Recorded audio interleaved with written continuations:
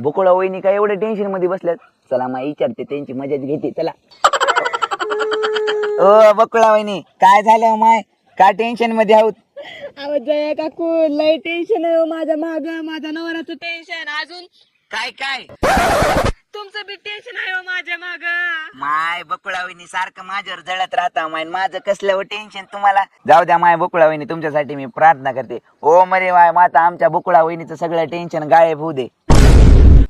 जया काकू, ओ जया काकू, बाई हा बी गायब झालं का काय? हा फोन आला. हॅलो बकुळा वहिनी, तुमचा नवरा गायब झाला इथून. काय जीबीची स्वतः बी गायब झाली, माझ्या नवऱ्याला बी गायब केलं ग. आई मोरी माता, ओम नम शिवाय, शिव शंभो हर हर महादेव.